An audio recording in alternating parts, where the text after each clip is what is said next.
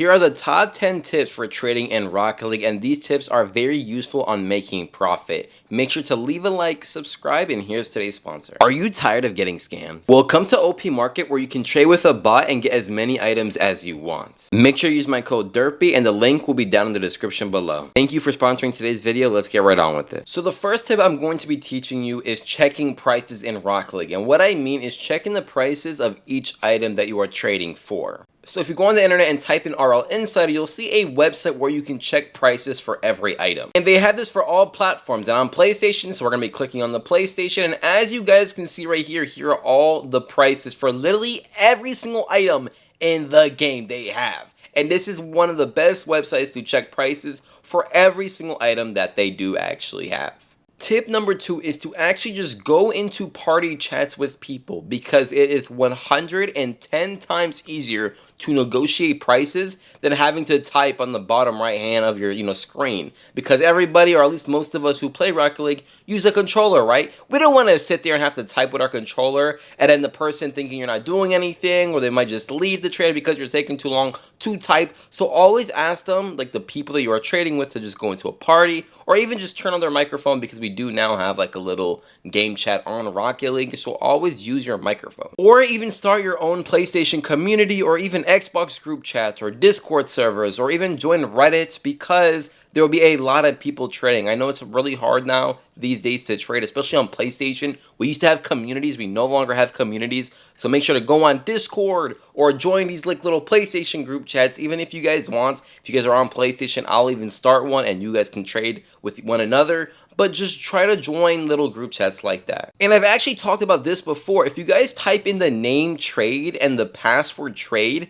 you will get into a lobby with other traders, which is really cool. You can actually like 1v1 them and stuff like that. And a lot of them are actually trading. Well, majority of them are trading. And I've actually used this so many times and I've made a ton of profit this way. So always go to this little trade chat and people will trade with you. The next tip is to only pay minimum or under minimum on items. Now what I mean is, if you guys go on RL Insider, like that website where you check your prices, there will be a minimum number and a maximum number on an item. So let's say if the item says 1,000 and then it'll be like a dash and 2,000, the minimum will be 1,000, the dash would be 1,500 because that is the middle, and then the max would be 2,000 credits. Now you do not want to pay above 1,000 credits for an item if it goes from 1,000 to 2,000 credits, because you're going to be losing profit. Like right here, this is like a little like staged little kind of thing, but imagine me paying this for an RL Esports 2022.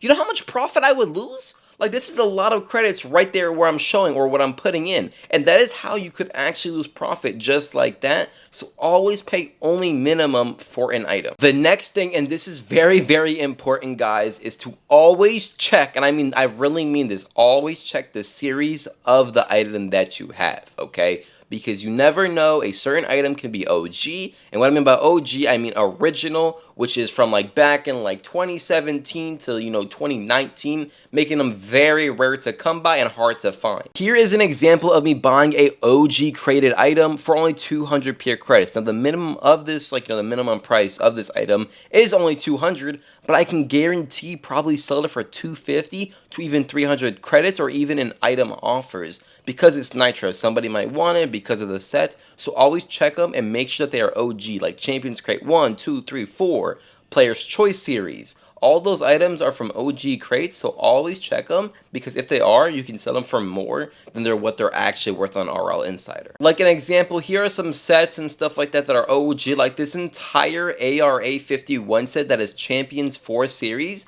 Cost all up to 3,750 credits altogether, but if they weren't the OG one, they'd cost a lot less. So like I said, check your series items. The next one, guys, is if somebody doesn't have credits and you originally put up that you want credits for an item and somebody wants that item, always ask for a overpay in items, okay? Because they kind of have to do it if they really want it, and credits are a very higher demand item. So if somebody doesn't have credits and they want your item, just ask for a item overpay and most likely they'll do it. Here is a example. This guy said they don't have credits, so I said overpay in items for my Striker OG Series is biomass. I know I'm typing very slow. This is why, like I say, guys, always join PlayStation parties instead of typing. It's so annoying having to type. So like I said, I asked for a overpay in items, and they're going to be giving me a ton of items, as you guys can see right here. This is a very big overpay for my striker biomass, and like I said, guys,